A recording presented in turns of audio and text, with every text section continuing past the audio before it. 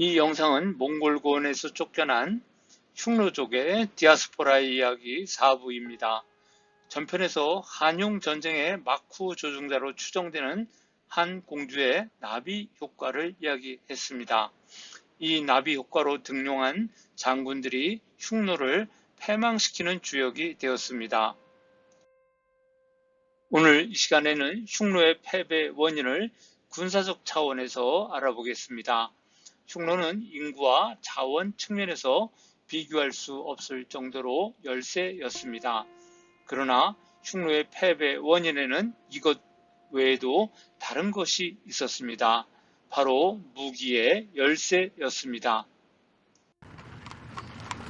승리 이후 둘, 기병을 이용한 기습작전, 이기제기. 흉노의 기병은 뛰어난 기동성으로 기습하고 사라지는 전법을 사용했습니다. 위청과 곽거병은 어떻게 대응했을까요? 위청과 곽거병도 흉노의 장점인 기동력이 있는 기병 부대를 조직해 사막 북쪽의 흉노 본거지를 기습하게 됩니다. 백등산 전투 후에 한군은 군마 양성에 힘썼습니다. 한 문제는 6개의 군에 목장 36개소를 설립하여 30만 피를 양성했고 무제 때는 40만 피까지 증가했습니다. 이러한 노력을 통해 한의 군마의 양과 질은 빠르게 향상되었습니다. 위청은 기동성이 좋고 작전 반경이 넓은 흉노의 작전에 대해 기병으로 기병을 제압하고 기동력으로 기동력에 대응한다는 새 전법을 채택했습니다. 이러한 기습 전법으로 인해 흉노는 드넓은 초원에서 흩어져 방목하고 있는 남성 청장년들을 불러 군대를 구성할 겨를이 없었습니다. 구독과 좋아요, 알람 설정을 눌러주시기 바랍니다. 저에게 용기를 줍니다. 한나라는 기병의 기동력을 이용해 장거리 습격을 흉노의 후방 깊숙한 본거지 오르온강의 용성, 즉 선우정을 타격했습니다. 그리고 위청이 정양에서 삼년성까지 1100km나 되는 장거리를 공격할 수 있었던 것은 기마의 기동력 덕분이었습니다. 그러나 흉노는 말등에서 살아가는 민족입니다. 한나라 기병의 마술이 흉노를 능가한다고 할 수는 없었습니다. 실례를 하나 드리겠습니다. 가운데의 수원은 몽고족입니다. 내몽고 대학에서 플루트를 전공하는 음대생인데 몸매가 호리호리했습니다. 저녁에 말 경주가 시작되자 수원은 말을 타고 초원을 치달았습니다. 쌀농사 짓던 곳에 살았던 나에게 한나라 병사들이 느꼈을 공포감이 이입되어 왔습니다. 농경 민족은 가끔 말을 타보다가 팔이 부러지는 경우가 비일비재합니다. 이렇게 뛰어난 기마술을 가지고 있었음에도 흉노족이 한나라에게 패퇴했던 데에는 다른 이유가 있었습니다. 승리 이후 셋, 노의 활에 대한 우위. 당시 사람들의 모습을 살피는 데는 문헌자료보다도 화상석이 훨씬 효과적입니다. 화상전에는 뾰족한 고깔모자의 흉노, 오른쪽 그리고 아래, 밋밋한 기병모를 쓴 한나라 병사, 왼쪽이 휴대한 무기가 잘 표현되어 있습니다. 왼쪽의 흉노 기병은 왼손으로 활의 줌통을 잡고 있습니다. 그리고 오른손은 이 뒤쪽으로 물러나 있습니다. 시위를 당기고 있는 것입니다. 한의 기병은 손으로 노의 현도, 발사 장치 부분을 잡고 있습니다. 때문에 세뇌의 경우, 즉 노의 경우는 팔이 뒤쪽으로 나가 있지 않고 몸통 쪽에 그대로 붙어 있습니다. 즉 양손이 앞쪽으로 놓여 있다는 것에 주의할 필요가 있습니다. 흉노 기병의 무기는 기본적으로 활이며 묵툭 선후의 공현 30만이라는 병력은 활로 무장했습니다.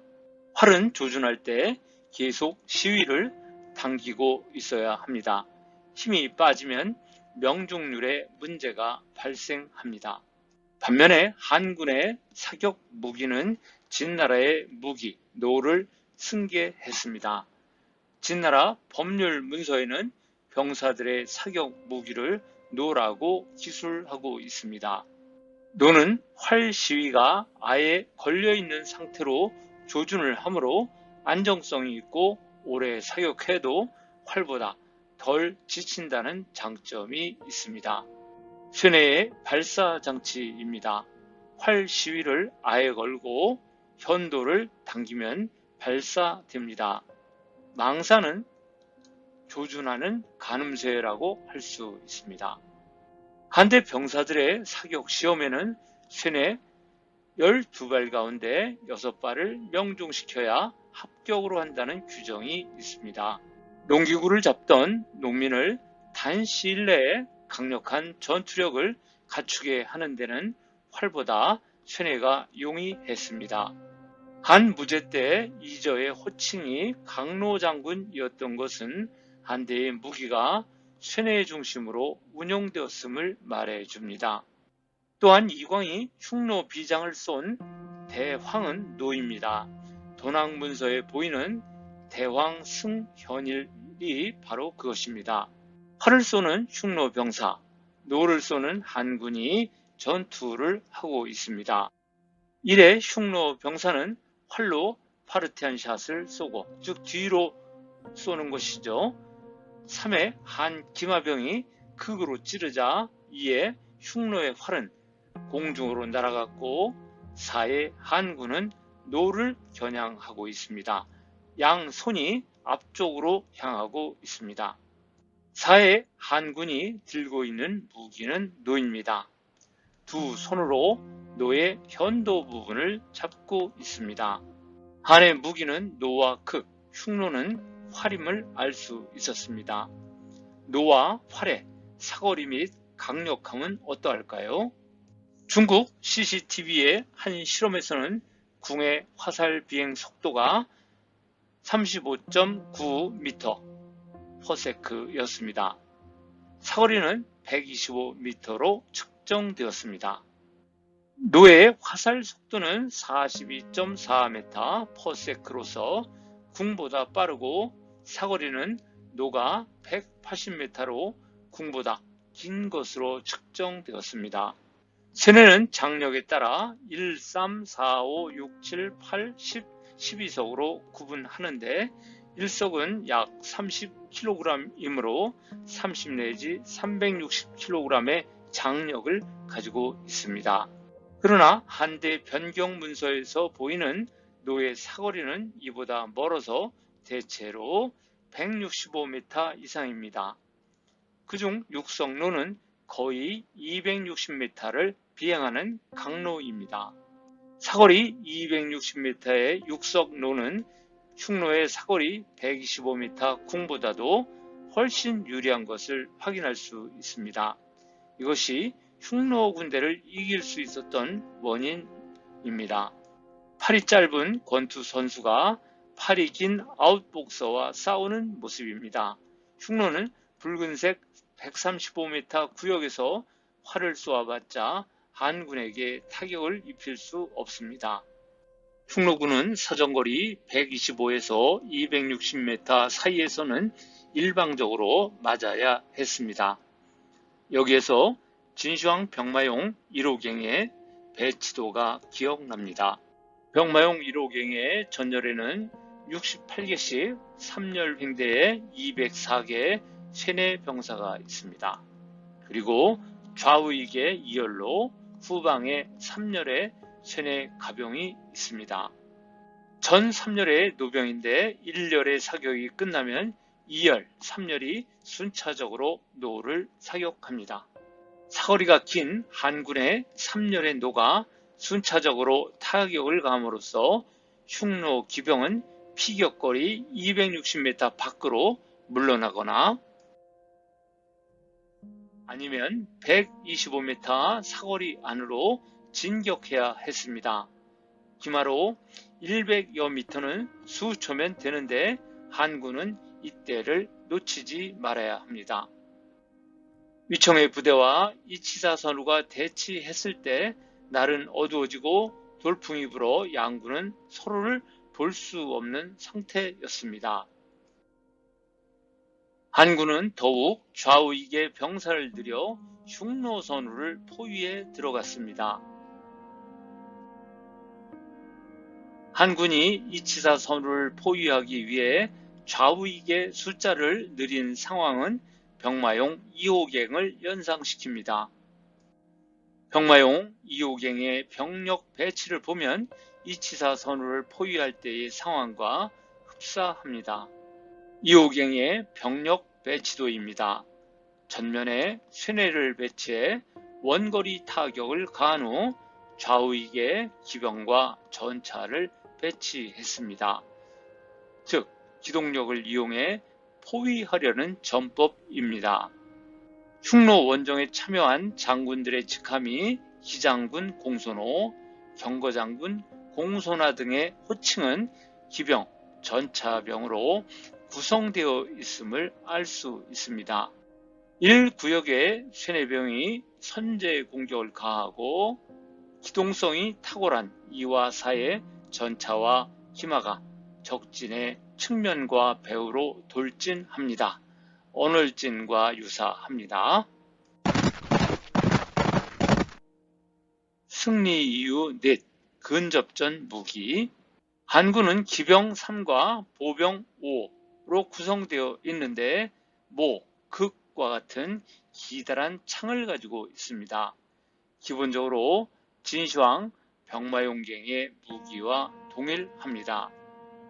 감수성 4대의 후한묘에서 출토한 기병은 모, 극 등의 장병기를 휴대하고 있습니다.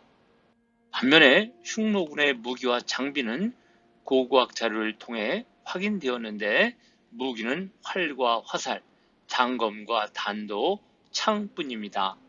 170개 이상의 몽골 내 흉노, 평민 묘지에는 철기 제품이 부장되어 있어 흉노 사회에서 철기가 널리 사용되고 있었음을 알 수 있습니다. 이볼가에서는 야철로가 발견되었습니다. 흉노가 어느 정도 제철 능력을 갖추고 있다는 것을 반영합니다. 흉노의 주요한 무기는 단도와 장검입니다. 단도 1, 2의 길이는 15에서 25cm입니다. 3, 4, 5의 장검은 60에서 100cm입니다. 흉노의 장검이 60에서 100cm라고 하더라도 한나라 기병의 과에 비하면 마상 전투에서 불리할 수밖에 없습니다. 병마용갱에서 발견된 모는 6.3m, 극은 2.8m, 피는 3.5m입니다. 그 결과 근접무기가 1m에 불과한 흉노 병사는 장병기에 의해 패배할 수밖에 없었던 것입니다. 한 제국은 기마 분야에서 약점을 충분히 보완했고 사격무기와 근접전투에서 분명 흉노의 우위에 있었습니다. 한군은 무기의 우위를 바탕으로 오르도스, 하서전투, 막북 전투에서 차례로 흉노를 격파한 결과 흉노는 치명적 인명 손실을 받게 됩니다.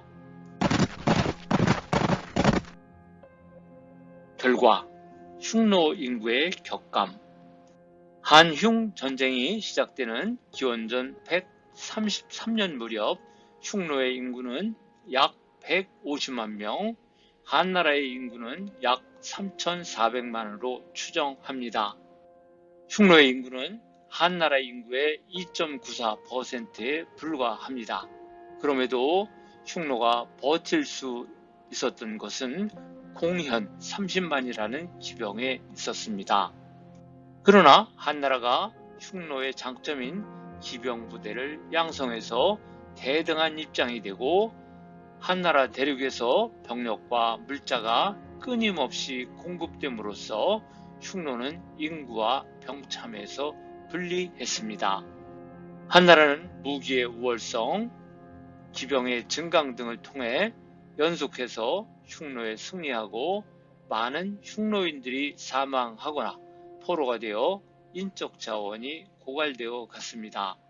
4기 위장군 표기장군 열전에 위청과 곽거병이 흉노인 16만여 명을 참수하거나 포로로 했다고 기록되어 있습니다. 전체 인구의 10.6%입니다. 막북전쟁 이후에도 천재지변이 계속되면서 흉노의 인구가 계속 감소한 결과 기원전 60년경 흉노 인구는 75만 명 미만으로 떨어졌습니다. 흉노 정권이 약화되자 주변 민족과 정권에 대한 영향력을 상실해 정령, 오한은 점차 흉노의 통제를 벗어났고 강족과의 연계는 곽거병의 공격에 의해 단절되었습니다. 흉노 내부는 5명의 선우가 난립하는 내부 분열, 인구의 격감으로 더 이상 몽골 구원을 지킬 수 없었습니다. 이들은 다시는 몽골 구원으로 돌아올 수 없는 디아스포라의 길을 떠납니다. 끝까지 시청해 주셔서 감사합니다. 나가실 때 구독 눌러주시면 영상 제작에 큰 용기를 얻게 됩니다. 다음 영상에서 뵙겠습니다.